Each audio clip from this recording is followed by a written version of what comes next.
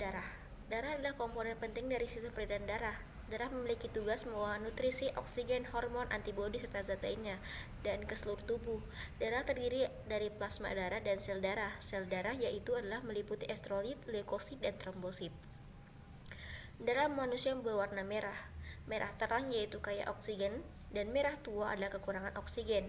Manusia memiliki sistem peredaran darah yang tertutup atau darah mengalir melalui pembuluh darah, lalu diekskulasikan ke jantung, dipompa ke paru-paru untuk melepaskan sisa metabolisme berupa karbon dioksida dan menyerap oksigen melalui pembuluh darah arteri pulmonis. Assalamualaikum warahmatullahi wabarakatuh. Assalamualaikum warahmatullahi wabarakatuh. Saya Adiba Faikatunisa dari kelas 11 MIA 6 kelompok 4 akan menjelaskan tentang golongan darah. Seseorang yang mengalami kekurangan darah akan mendapatkan tambahan darah dan itu disebut transfusi darah. Seseorang yang mendapatkan tambahan darah disebut resipien, sedangkan seseorang yang memberikan tambahan darah disebut pendonor. Kecocokan antara golongan darah resipien dan pendonor adalah hal yang sangat penting yang perlu kita perhatikan. Karena golongan darah resipien dan golongan darah pendonor jika tidak sama, maka golongan darah mereka akan mengalami penggumpalan darah pada resipien itu sendiri. Dan jika hal itu terjadi, maka resipien akan mengalami kematian pada resipien karena terjadinya itu penggumpalan darah. Sistem pada golongan darah terbagi menjadi 3, yaitu ABO, RH, dan MN. Sistem ABO dikemukakan oleh Karl Lindensteiner pada tahun 1901. Dalam sistem ABO dibedakan menjadi 4 macam golongan darah didasarkan oleh aglutinogen dan aglutinin. Aglutinogen adalah protein yang terdapat pada sel darah merah yang berfungsi untuk antigen. Aglutinogen terbagi menjadi 2, yaitu aglutinogen A dan aglutinogen B. Aglutinin adalah protein yang terdapat pada plasma darah yang berfungsi untuk antibodi. Aglutinin terbagi menjadi 2, yaitu aglutinin anti A dan aglutinin anti B. Sehingga dari aglutinogen dan aglutinin dalam sistem ABO dapat dikelompokkan menjadi 4 macam, yaitu golongan darah A, golongan darah B, golongan darah AB, dan golongan darah O. Golongan darah A yaitu darah yang memiliki aglutinogen antigen A dan aglutinin B anti B. Golongan darah B yaitu darah yang memiliki aglutinogen antigen B dan aglutinin anti A. Golongan darah AB yaitu darah yang memiliki aglutinogen A dan B tetapi tidak memiliki aglutinin A dan B. Golongan darah O yaitu darah yang tidak memiliki aglutinogen tetapi memiliki aglutinin A dan B. Jadi, sekian penjelasan tentang golongan darah dari saya. Wassalamualaikum warahmatullahi wabarakatuh.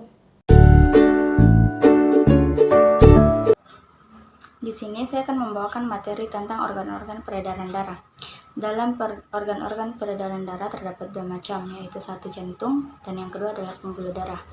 Yang pertama adalah jantung. Jantung berfungsi terhadap darah agar tetap beredar. Jantung manusia berbentuk kira-kira sekepal tangan dan jantung juga memiliki 3 lapisan, yaitu perikardium, miokardium, dan endokardium. Dalam hal ini, apakah Anda pernah memeriksa tentang tensi darah? Tensi darah adalah cara mengukur tekanan darah. Tekanan darah adalah tekanan terhadap dinding pembuluh darah sebagai akibat denyut jantung. Tekanan darah diukur menggunakan sfigmomanometer. Tekanan darah memiliki 2 nilai, yaitu tekanan sistoles dan tekanan distoles. Yang kedua adalah pembuluh darah. Jalinan pembuluh dalam tubuh terbentang lebih dari 150. Yang kedua adalah pembuluh darah. Jalinan pembuluh darah terbentang lebih dari 150.000 km atau lebih 3 kali mengelilingi bumi. Sebagian besar jalinan tersusun dari kapiler-kapiler kecil yang melewati jaringan-jaringan yang menghubungkan antara arteri dan vena. Adapun jalan menuju ke dalam dan keluar sel-sel, yang pertama adalah arteri yang disebut juga pembuluh nadi, yang kedua adalah vena yang disebut juga pembuluh balik, dan yang ketiga adalah kapiler yang disebut juga pembuluh rambut. Sekian dari saya. Wassalamualaikum warahmatullahi wabarakatuh.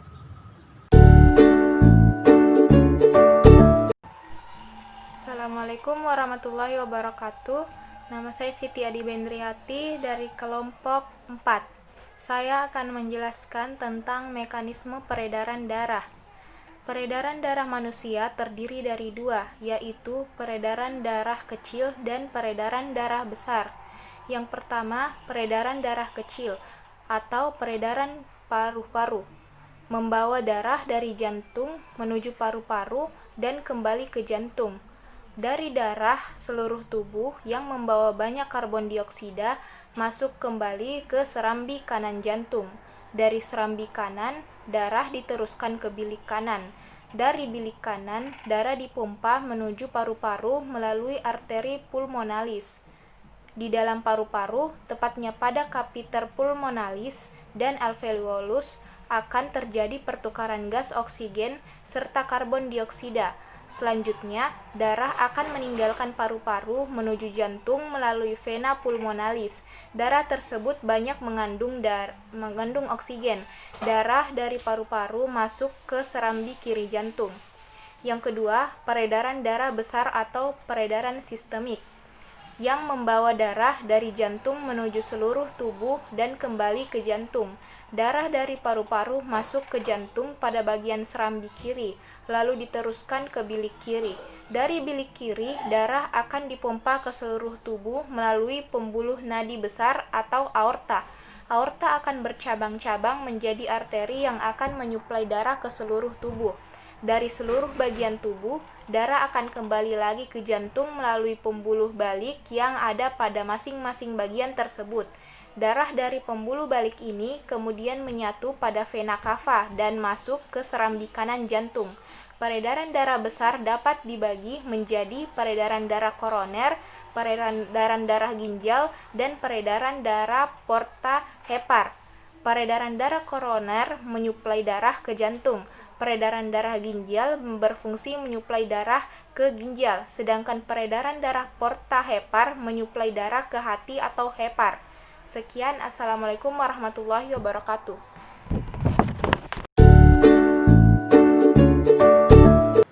Assalamualaikum warahmatullahi wabarakatuh. Perkenalkan, nama saya Putra Ahmadania dari kelas 11 Saya dari kelompok 4. Saya ingin menjelaskan kelainan gangguan pada sistem perdarahan darah dan penyebab.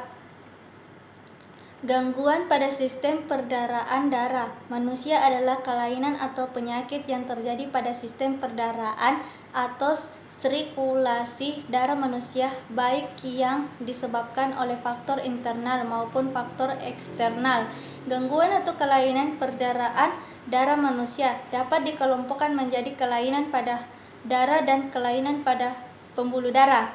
Gangguan pada organ darah manusia dapat terjadi karena keturunan kelainan bahwa kelainan sejak lahir maupun gaya hidup dan maknanya yang tidak sehat. Misalnya terlalu banyak mengkonsumsi makanan yang berlemak atau berkolesterol tinggi, kebiasaan merokok dan mengonsumsi minuman beralkohol. Darah pada manusia mengalir di dalam pembuluh darah, didaerahkan dengan bantuan jantung. Jantung memompa darah ke paru-paru untuk melepas sisa metabolisme dan mengambil oksigen. Kemudian kembali ke jantung untuk didempah ke seluruh tubuh, mengambil oksigen, kemudian kembali ke jantung untuk dipompa ke seluruh tubuh.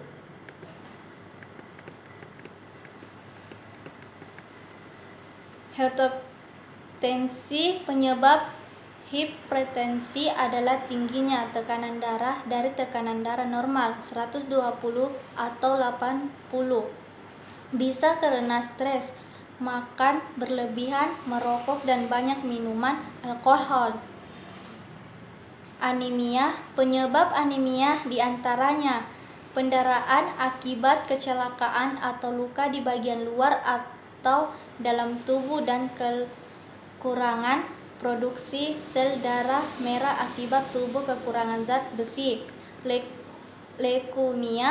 Leukemia atau kanker darah adalah penyakit yang disebabkan oleh bertambahnya sel darah putih yang tak terkendali. Penyebab leukemia adalah kelainan kromosom, paparan polusi, paparan radiasi, merokok, obesitas, dan lain sebagainya.